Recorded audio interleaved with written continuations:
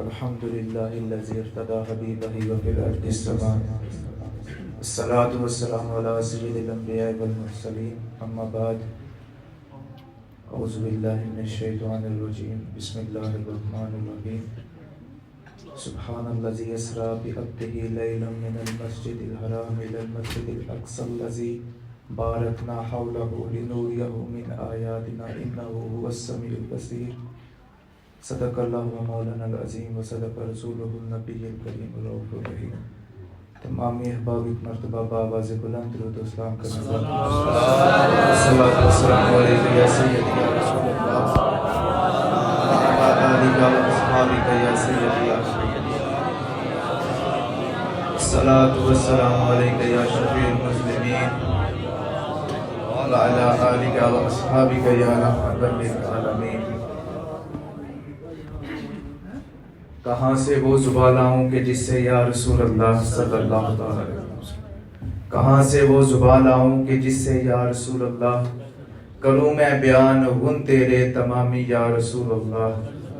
میرے سید رسول اللہ تیرا ایک امتی یعقوب طلب اس کو تیری زیارت مدامی یا رسول اللہ. اللہ تعالیٰ کی حمد و ثنا تعریف و توصیف کہ جس نے اپنے محبوب کی خاطر اس ساری کائنات کو بنایا اور خوب سجایا اور اپنے محبوب کے عاشقوں اور ہم جیسے غلاموں کی خاطر جنت کو بنایا اور جنت کی ہر گلی کو اپنے محبوب کے نور سے چمکایا اور اپنے محبوب کے اعداء یعنی دشمنوں کی خاطر جہنم کی غضبناک آگ کو بھڑکایا. درود محدود آقا نامدار مدنی تاجدار آقا دو عالم فخر آدم و بنی آدم فخر عرب و عجم ہادی گل فخر رسول مولا گل آنے کائنات جانے کائنات شان کائنات بہار کائنات رونق کائنات روح کائنات باعث تکوین کائنات ممد اسیران غم محشر حضور تاجدار مدینہ صاحب معطر و معمبر و بسینہ صاحب سینہ علم نشرہ حضور پردور احمد مصطفیٰ یعنی حضرت محمد مصطفیٰ صلی اللہ تعالیٰ علیہ وسلم کی بارگاہ اقدس میں کروڑہ خربہ درود و سلام کا نذرانہ پیش کرنے کے بعد زینت بزم رضا صاحب صدر محفل کہ جن کے دل میں عشق مصطفیٰ کا گلشن آباد ہے الحمدللہ، کہ جن کی لو لو میں عشق مصطفیٰ اور عشق یار رچا بس ہے، کہ جس گلی کوچے سے گزرتے ہیں آقا کریم صلی اللہ تعالیٰ علیہ وسلم کے عشق کی خوشبوئیں بکھیرتے جاتے ہیں. جناب محترم محمد یار جی صاحب، نام بھی تو دیکھیں کتنا پیارا محمد یار، سرکار سے دوستی. محمد یار یعنی کہ سرکار کا دوست، محمد کا دوست. نام بھی بڑا حسین ہے اور یقیناً یہ نام بھی اللہ والوں نے دیے تھے، تو یہ بھی بڑا اعزاز اور تحفہ ہے. اللہ انہیں صحت کاملہ عطا فرمائے. اور جو یہ ماشاءاللہ آستانہ کی بہار ہیں، صاحبزادہ جمیل صاحب اور دیگر صاحبزادگان، علماء کرام، اہل ذوق، اہل شوق، اہل درد، اہل عشق، اہل محبت حضرات، اور راہ خدا اور راہ محبت کے با وفا ساتھیوں، اپنے دلوں کو کشکول بنا کے اس نیت سے اس محفل میں آنے والوں کہ اس کشکول میں آمنہ کے لال کے عشق کی خیرات پڑ جائے. اللہ آپ کا آنا قبول فرمائے، اللہ آپ کا مل بیٹھنا قبول فرمائے. ہم لوگ انتہائی شائستہ اور شستہ ذکر، دل گرفتہ ذکر پتہ ہے کسے کہتے ہیں؟ کہ جو ذکر سن کے دل گرفتاری دے دے، دل اسیر ہو جائے. یعنی کہ جیسے جیسے یار کا ذکر اس دل میں اترتا جائے، یہ دل یار کے قدموں میں بچھتا جائے. روحوں میں جولانیاں پیدا کرنے والا ذکر، آنکھوں سے آنسوؤں کی جڑی جاری کرنے والا ذکر، عشق، محبت، عقیدت، اور ایمان جیسی دولت سے آشنا کرنے والا ذکر، وجدان کی کیفیت سے مالا مال کرنے والا ذکر، اللہ کے حبیب مصطفیٰ کریم صلی اللہ تعالیٰ علیہ وآلہ وسلم کا ذکر کرنے کے لیے ہم سب حاضر ہوئے ہیں۔ اور آپ لوگوں کی یہ محبت، یہ چاہت، یہ عشق، اس کی شدت، حدت، یہ سب چیزیں میرے سامنے ایک روشن ستارے کی طرح چمک رہی ہیں۔ آپ نے گلاب کا پھول دیکھا ہوگا، جب وہ پھول اپنے پورے آب و تاب میں ہوتا ہے نا جی، اس کی لالیاں، اس کا حسن دل پہ اترتا جاتا ہے۔ تو ٹھیک اسی طرح آپ لوگوں کے چہرے بھی گلاب کے پھول کی مانند چمک رہے ہیں، اور یہ حسن میرے دل پہ بھی اترتا جاتا ہے۔ تھکاوٹ آپ کے اس حسن نے میری ویسے ہی اتار دی ہے۔ اللہ آپ سب کو سلامت رکھے۔ طیب صاحب نے ماشاءاللہ بڑا خوبصورت بیان فرمایا ہے، تو میں انہی کے بیان کو نہ آگے لے کے چلتا ہوں اور تھوڑی وضاحت کرتا چلوں۔ تھوڑی چند لمحات کی میں نے حاضری کرنی ہے۔ وہ کہتے ہیں نا کہ نہ سوال کر، نہ جواب دے، نہ سوال کر، مجھے چھوڑ دے میرے حال پر، تجھے کیا ملے گا تو ہی بتا مجھے الجھنوں میں ڈال کر۔ تو میں نے آپ کو کسی الجھن میں نہیں ڈالنا، مختصر سی حاضری ہوگی۔ اور یہاں پہ ایک ایک مسجد خاص میں، خاص لوگوں کی معیت میں، خاص لوگوں کا ذکر کرنے کے لیے بیٹھنا بھی، ایک ایک لمحہ بیٹھنا بھی عبادت ہے۔ یہ لمحات، یہ گھڑیاں بڑے نصیب سے ملتی ہیں۔ اور آج ایسے ہیں صاحب نے ماشاءاللہ کلام بھی خاص ہی پڑھا ہے، اللہ اس کی برکتیں ہمیں سمیٹنے کی توفیق عطا فرمائے۔ دوستان من، معراج شریف آپ نے بارہا مرتبہ علماء سے سنا، اور بہت سے علماء نے اس پہ اعتراض کیا کہ معراج جو ہے سرکار نے فزیکلی نہیں کیا، سرکار کو معراج خواب میں ہوا ہے۔ تو آقا کریم صلی اللہ تعالیٰ علیہ وآلہ وسلم خواب میں گئے، خواب میں معراج ہوا۔ اب یہ بات آپ نے توجہ سے میری سننی ہے، اور اسپیشلی علماء جو ہیں، جمیل صاحب، عزیز صاحب، قاری صاحب ماشاءاللہ، سب سے پہلے تو جو بندہ یہ کہے کہ جی معراج خواب میں ہوا ہے، تو وہ سمجھے کہ وہ سب سے پہلا اعتراض کرتے ہیں اللہ کی ذات پہ۔ جس طرح طیب صاحب بیان فرما رہے تھے کہ رب لے کے گیا ہے، سرکار نے تو دعویٰ نہیں کیا کہ میں گیا ہوں، رب نے دعویٰ کیا ہے کہ میں لے کے جانے والا ہوں۔ تو سب سے پہلا اعتراض جو خواب میں کہتے ہیں نا کہ خواب میں ہوا ہے دیدار، خواب میں سرکار نے معراج کیا ہے، وہ سب سے پہلا اعتراض رب پہ اٹھاتے ہیں۔ اور دوسرا اعتراض وہ کیا کرتے ہیں؟ دوسرا اعتراض وہ معجزے سے انکاری کرتے ہیں، کیونکہ معراج شریف جو ہے وہ آقا کریم صلی اللہ تعالیٰ علیہ وآلہ وسلم کا عظیم ترین معجزہ ہے، اور کہتے ہیں کہ یہ عقل میں نہیں۔ تو معجزہ بھی کبھی عقل میں آیا ہے؟ معجزہ ہوتا ہی وہ ہے جو عقل میں نہ آئے۔ اور اللہ کا جو ولی ہے نا، اس کی جو کرامت ہوتی ہے وہ عقل میں نہیں آتی، تو نبی کا معجزہ کیسے عقل میں آئے گا؟ تو معجزے کی ڈیفینیشن یہ ہے کہ معجزہ اسے کہتے ہیں کہ جو عقل سے مبرہ ہو، عقل میں نہ آ سکے۔ تو دوسرا اعتراض وہ یہاں پہ کرتے، تو یہ اس کے بھی انکاری ہوئے کہ وہ معجزے کے معاذ اللہ انکار کر رہے ہیں۔ اب تیسری بات، اور یہ آخری نقطہ آپ کو میں اس کا سمجھاؤں اس بات کا۔ اب دیکھیے، کہتے ہیں کہ جناب خواب میں معراج ہوا، تو بندہ ان سے پوچھے کہ تم ایسا کرو کہ تم نماز خواب میں پڑھو، وہ کہے گا کیسی بات کر رہے ہو؟ خواب میں بھی نماز ہوتی ہے، خواب میں بھی کبھی نماز کے لیے تو آپ کو پاک کپڑے پہننے پڑتے ہیں، وضو کرنا پڑتا ہے، مسجد میں جانا پڑتا ہے، امام کے پیچھے نماز پڑھنی پڑتی ہے، یا اپنی نماز، خواب میں تو نماز نہیں ہوتی۔ تو پھر آقا کریم کی وہ حدیث انہیں سنائے، الصلاۃ معراج المؤمنین، کہ نماز مومنوں کی معراج ہے۔ تو جب غلاموں کی معراج خواب میں نہیں ہو سکتی، تو آقا کی معراج خواب میں کیسے ہوگی؟ ہم نماز جب خواب میں نہیں پڑھ سکتے، ہم تو غلام ہیں نا مصطفیٰ کے، جب ہماری معراج نہیں ہو رہی تو آقا کی معراج کیسے خواب میں ہو؟ اب یہ اعتراضات اٹھاتے کون تھے؟ یہ شروع سے مسئلہ چلتا آ رہا ہے، شروع سے یہ معاملات، اعتراض، جو معترضین ہیں، جو اعتراض کرنے والے ہیں، شروع سے اٹھاتے چلے آ رہے ہیں۔ جب یہ بات آقا کریم صلی اللہ تعالیٰ علیہ وسلم نے بیان فرمائی تو ابو جہل کو بھی پتہ چلا، تو اس نے کہا کہ یہ کیسے ممکن ہے کہ راتوں رات 1 مہینے کی مسافت ہے مکہ شریف سے حرم بیت المقدس کی، تو 1 مہینے کی سواری میں مسافت ہے، تو راتوں رات کیسے ہو سکتا ہے یہ؟ تو یہ بات تو عقل میں نہیں آتی۔ یہ ابو جہل بھی کہتا تھا عقل میں نہیں آتی یہ بات۔ تو اس نے کہا چلو ایسا کرتے ہیں کہ سرکار کا کوئی صدیق دیکھتے ہیں، دوست دیکھتے ہیں، اسے جا کے بات بتاتے ہیں۔ یقیناً جب میری عقل میں نہیں آتی تو اس کی عقل میں بھی نہیں آئے گی۔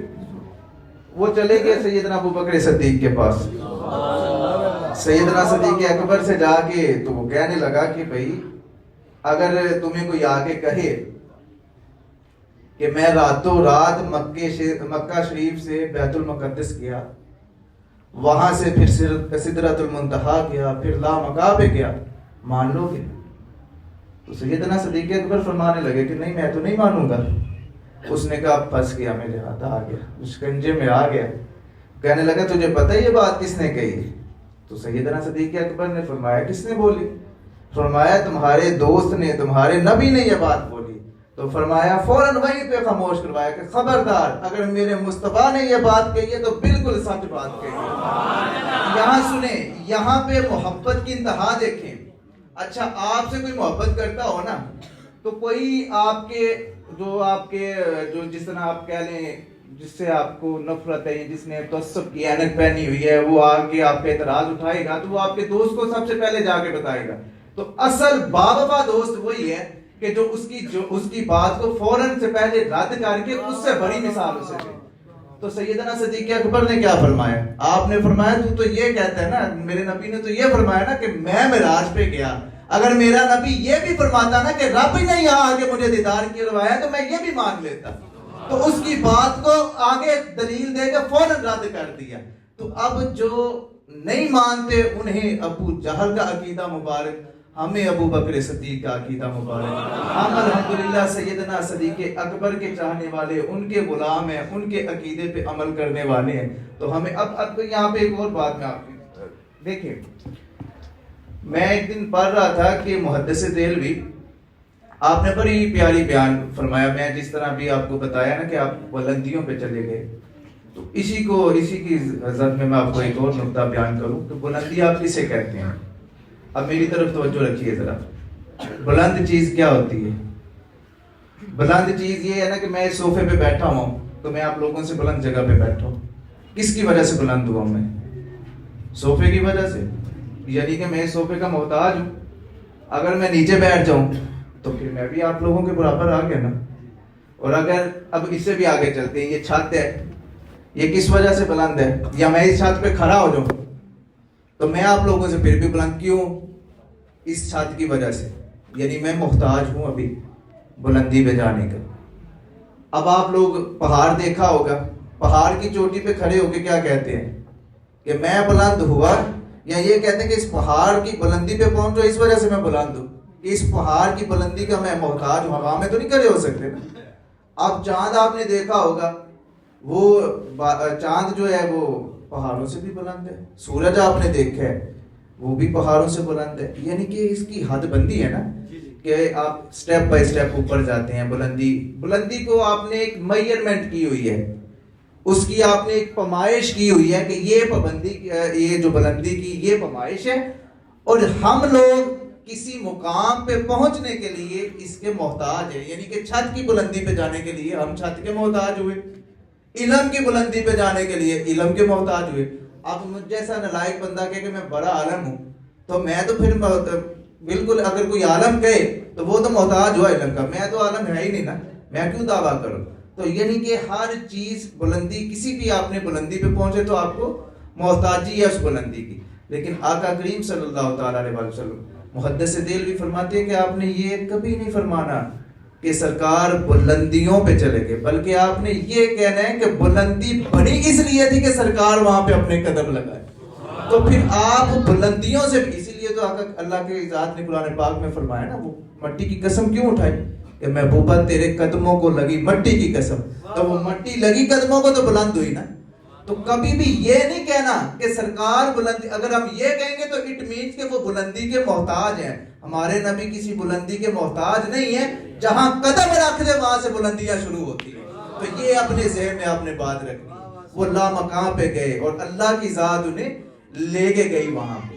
تو یہ ہمارے لیے بڑے اعزاز کی بات ہے، بڑے فخر کی بات ہے کہ ہم ان اولیاء، دیکھیں میں آپ کو ایک بات بتلاؤں، ہم لوگوں نے تو کبھی اپنے شیخ ولیوں کی کرامت کا انکار نہیں کیا تو نبی کے معجزے کا انکار کیسے کرے؟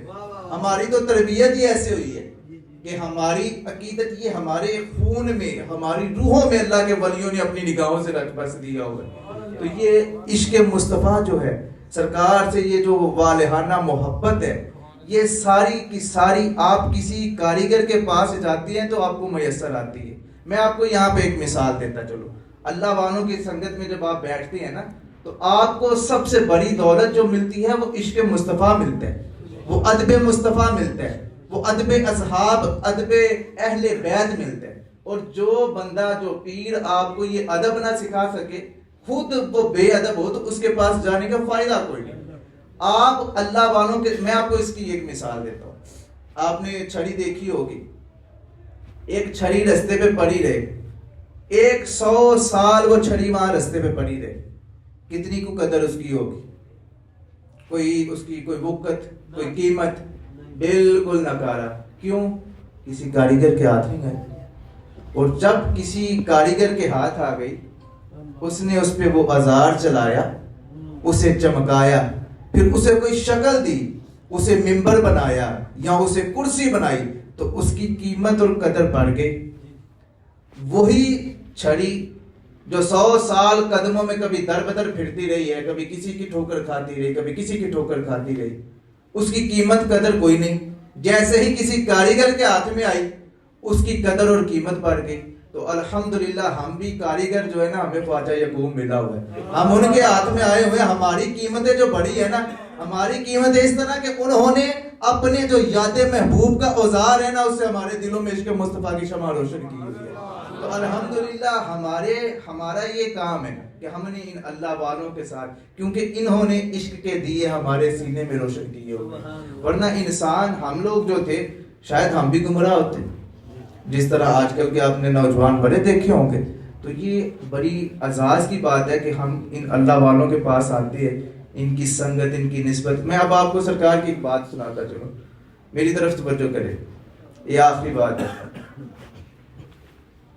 خیالات کا آپ کو اندازہ ہوگا، انسان کے خیال پہ کوئی پابندی نہیں ہے، انسان کی سوچ پہ کوئی پابندی نہیں ہے۔ کہ پابندی ہے؟ بالکل نہیں نا۔ خیال کبھی بھی کہیں بھی آ سکتا ہے، خیال کو کوئی بندہ قید نہیں کر سکتا، یا خیالات کی دنیا سے کوئی بندہ مبرہ نہیں ہے۔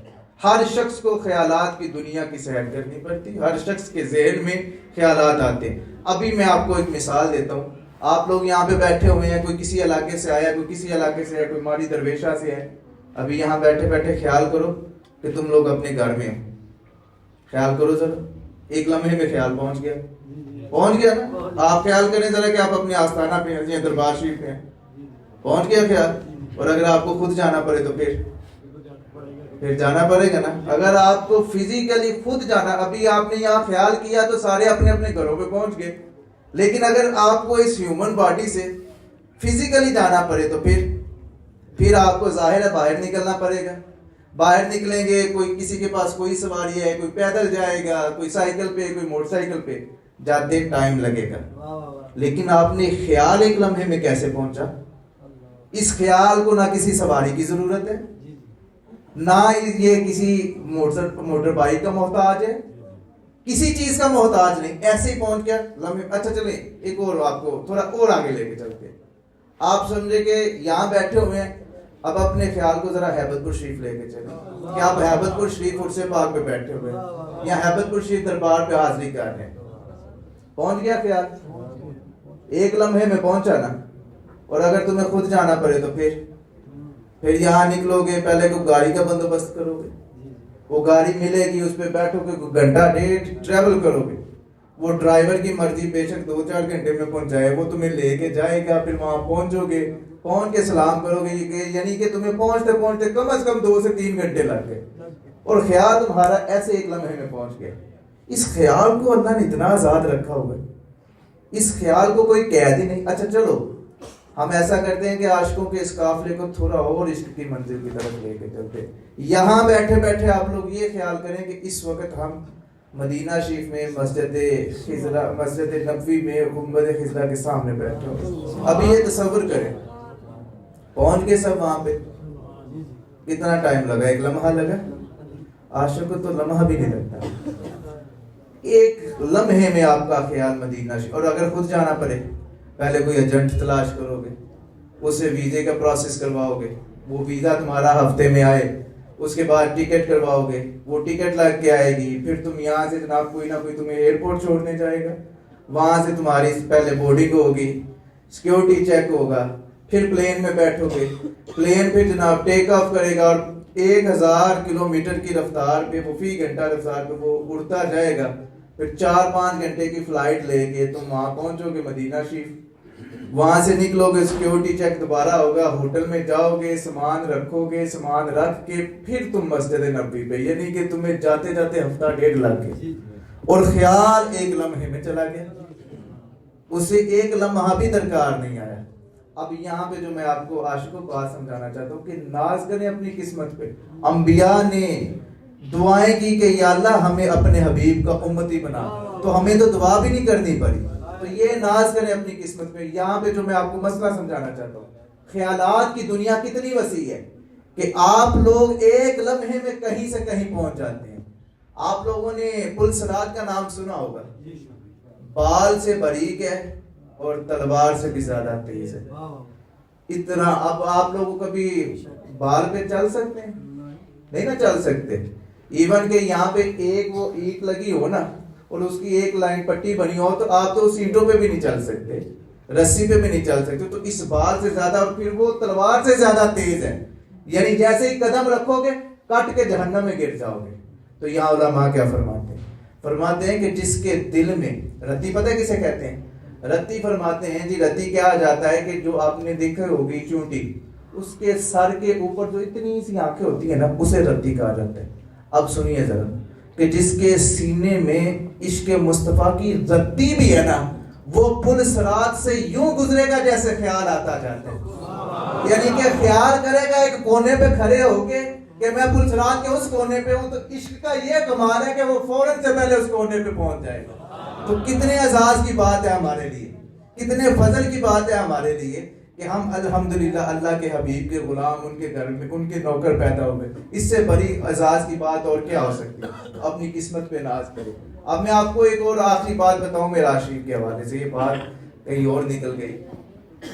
انسان 4 چیزوں سے بنے, یہ سائنٹیفکلی بھی پروف ہے, کوئی بندہ اس کا انکاری نہیں ہے. 4 چیزیں کون کون سی ہیں؟ سائنس کے اسٹوڈنٹ بیٹھے ہوں گے یہاں پہ. ہوا, پانی, مٹی, آگ. یہ 4 چیزیں انسان میں موجود ہیں. آپ لوگ بیمار ہو جائیں, ڈاکٹر کے پاس جائیں, سب سے پہلے کہتے ہیں اسے پانی کی کمی ہے, اسے ڈرپ لگاؤ. یعنی معلوم ہوا کہ اگر پانی کم ہو مر جاؤں گا. ایسا ہی ہے نا. ٹمپریچر آپ کا چیک کیا جاتا ہے کہ باڈی میں ٹمپریچر کتنا ہے. آپ لوگ زیادہ کبھی آپ لوگ بیٹھے ہو نا تو اکثر لوگ باتیں کرتے ہیں کہ یار کمرے میں بڑی ہبس ہے, کوئی کھڑکی کھولو. کس لیے ہبس ہوتی ہے؟ سب کو پتہ ہے کہ یار یہ ہماری باڈی کی بھی تو ہیٹ ہے نا, اس میں جو تپش ہے اس کی آگ ہے اس کی وجہ سے. اچھا مٹی ہے, اسے جدا کر دو, زندہ رہ پاؤ گے؟ ہوا ہے, آکسیجن نہ ملے تو. آپ لوگوں نے جہاز کا سفر کیا ہوگا. جہاز, اللہ کا شکر ہے جی ہمیں تو الحمدللہ یہ موقع میسر ہے. میری ویسے نیت ہے, جمیل صاحب بتا رہے تھے, مجھے اللہ کی ذات نے یہ اعزاز دیا ہوا ہے کہ میں نے الحمدللہ سمندر کی تہوں میں بھی سجدے کیے ہیں اور پہاڑ کی چوٹیوں میں بھی اللہ کی بارگاہ میں سجدے کیے ہیں. میری نیت یہ ہے کہ دنیا کے ہر کونے میں اللہ کے حضور سجدہ ریزی کرنی ہے. تو یہ بس بزرگوں کا خاص فیض ہے جی الحمدللہ. سمندر کی تہ میں جا کے بھی الحمدللہ میں نے سجدہ شکر ادا کیا ہوا ہے. اللہ کا شکر ہے, میرے پاس ویڈیو بھی ہے. اچھا وہ میں بتا رہا تھا کہ آپ کو ہوا, آپ ایئرپورٹ پہ وہ جائیں نا پلین میں, 40,000 کی بلندی کے بعد وہ پھر آپ کو اناؤنسمنٹ بھی کرتے ہیں کہ اگر ٹمپریچر لو, اگر آکسیجن لو ہو تو اوپر سے ماسک گرتے ہوئے نا اپنے منہ پہ چڑھا لینا تاکہ آپ کو آکسیجن مہیا ہو. نہیں تو آپ جہاز پہ نہیں جاتے تو آپ یہاں پہ کہیں چلے جائیں, ہل اسٹیشن پہ چلے جائیں, مری سائڈ پہ چلے جائیں, اس سے تھوڑا آگے نران کدران چلے جائیں, نلتر سائڈ پہ چلے جائیں. وہاں پہ بھی جیسے جیسے آپ بلند ہوتے جائیں گے سانس کم ہوتی جائے گی, سانس لینے میں دشواری ہوتی ہے. کیوں کہ آپ ہائٹ پہ, وہاں پہ آکسیجن نہیں مل رہی, ہوا نہیں مل رہی. اور مجھے یہ ذرا بتائیں اب ایک بات, انسان محتاج ہے ان 4 چیزوں کا. تو مصطفیٰ کریم صلی اللہ تعالیٰ علیہ وسلم تو وہاں گئے جہاں نہ ہوا تھی, نہ پانی تھا, نہ آگ تھی, نہ مٹی تھی. تو ہم بشر ہوئے، جو بشر کہہ رہے ہیں، ہم تو بشر ہیں نا، ہم لوگ تو محتاج ہیں ان چیزوں کے. ہم لوگ تو 50,000 کی فٹ کی بلندی پہ چلے جائیں تو سانس نہیں لیا جاتا، وہاں پہ ہمیں مشکل ہوتی ہے، پریشانی ہوتی ہے. تو آقا کریم کو جو بشر کہتے ہیں، بشر کہنے والوں ذرا یہ تو سوچو کہ وہ وہاں گئے جہاں یہ چاروں چیزیں نہیں تھی، جہاں کچھ بھی نہ تھا، فقط یار تھا، مصطفیٰ تھا اور اللہ کی ذات تھی بس.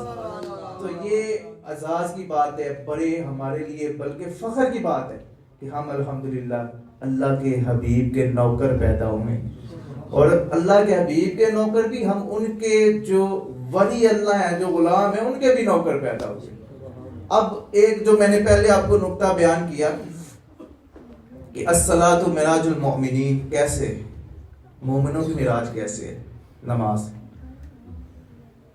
آپ لوگوں نے بڑا واقعہ سنا ہوگا حضرت موسیٰ کے متعلق کہ آپ اللہ سے ہم کلام ہوتے تھے. یہاں پہ مختلف روایات ہیں. کچھ علماء فرماتے ہیں کہ 70,000 پردے ہوتے تھے جب آپ کوہ طور پہ جاتے تھے تو اللہ سے ہم کلام ہوتے تھے. تو 70,000 پردے، کچھ 70 پردے فرماتے ہیں کہ 70 پردے ہوتے تھے اللہ اور اللہ کے نبی کے درمیان جب آپ گفتگو کرتے تھے، اور ایک پردے کا فاصلہ 70 سال یا 70,000 سال کی مسافت کے برابر تھا. مختلف روایات ہے اس میں. اور آپ جب پیش ہوئے تو آپ نے اللہ کی بارگاہ میں عرض کی کہ یا باری تعالیٰ، کیا کوئی ایسا شخص بھی ہے کہ آپ کے اور اس کے درمیان ایک بھی پردہ حائل نہ ہو؟ تو اللہ کریم نے فرمایا کہ ہاں میرے نبی، میرے محبوب کے امتی جب نماز میں کھڑے ہوتے ہیں تو ان کے اور میرے درمیان ایک بھی پردہ نہیں ہوتا. تو یہ معراج ہوئی کہ نہ ہوئی؟ الصلاۃ معراج المؤمنین، نماز مومنوں کی معراج ہے. نماز کی پابندی کریں، نماز پر جگانا ادا کریں. ہمیں یہی جو پیغام، یہی ہماری معراج ہے، یہی پیغام ہمیں اللہ والے دیتے ہیں، یہی پیغام ہمیں ہر جگہ سے، اور اسی پیغام کو ہم نے اپنے ساتھ لے کے جانا ہے. نماز پر جگانا ادا کرنی ہے، اور دل میں کسی کے متعلق حسد، بغض، کینہ، یہ چیزیں، نفرتیں، یہ نہیں رکھنی. اللہ کریم ہمارے دلوں میں، اگر آپ دیکھیے دو چیزیں ہیں، دل جو ہے نا، دل اس میں یا تو آپ ایک شخص سے دیکھیں، یہ میرے سامنے احسان صاحب بیٹھے ہیں، مجھے ان سے بڑی محبت ہے، میں بڑا پیار کرتا ہوں، اس دل میں محبت ہے نا، ٹھیک ہے، میں نے زبان سے اظہار کیا میرے اس دل میں محبت ہے ان کے لیے. اور اگر مجھے ان سے نفرت ہو، کہاں پیدا ہوگی؟ ہاتھ میں پیدا ہوگی، دماغ میں پیدا ہوگی، دل میں پیدا ہوگی نا.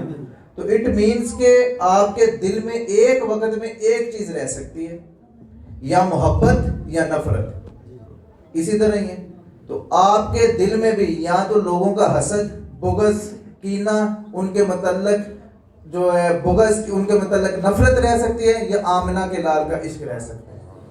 یہ دو چیزیں دیکھیں، جو عاشق ہوگا نا سرکار کا، اسے دنیا سے کیا لینا دینا، اسے کسی کی پرواہ نہیں ہوگی، اسے کوئی کسی کا نہ اسے حسد ہوگا، نہ کسی سے وہ بغض رکھتا ہوگا. اس کے لیے کل کائنات، دیکھیں عاشق کے لیے کل کائنات اس کا یار ہوتا ہے، اس کا محبوب، اس کا ماہی ہوتا ہے. تو ہماری کل کائنات الحمدللہ کملی والے آتے ہیں. تو کسی کے متعلق اس دل میں آپ نے بغض نہیں رکھنا، حسد نہیں رکھنا، نفرت، پیار، محبت. یہی ہمیں آقا کریم نے فرمایا، یہی درس ہمیں ملا. اللہ ہم سب کو ایک تو پنجگانہ نماز ادا کرنے کی توفیق عطا فرمائے، اور ہمارے دلوں کو اللہ صاف فرما کے یہاں عشق مصطفیٰ کی شمع روشن فرما دے. اب چند لمحات کے لیے اللہ کا ذکر کریں. ذکر اس انداز میں کریں کہ جیسے جیسے اللہ کا ذکر اس دل میں اترتا جائے، اس دل سے غلاظتیں باہر آتی جائیں. اللہ اللہ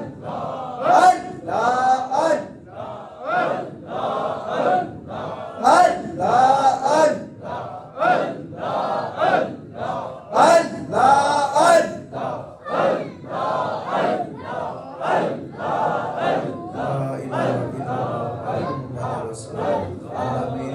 آپ کی حاضری قبول فرمائے. اللہ کریم آپ کو قدم قدم کے بدل اجر عظیم عطا فرمائے. جمیل صاحب نے کچھ 4 دفعہ بتایا کہ میں پیدل آیا ہوں، میں پیدل آیا ہوں، میں پیدل آیا ہوں. میں اتنی واک ڈیلی کرتا ہوں، یہ 6-7 کلومیٹر میرے لیے کوئی معنی نہیں رکھتے جمیل صاحب. اور ویسے بھی جب میں آیا ہوں تو آپ لوگوں نے وہ توانائی اتنی دے دی تھی کہ مجھے تھکاوٹ ہوئی نہیں. الحمدللہ اللہ آپ کو سلامت رکھے گی. آخر الدعوانا الحمدللہ. الحمدللہ. سلام جلیل مخدوم ملت کا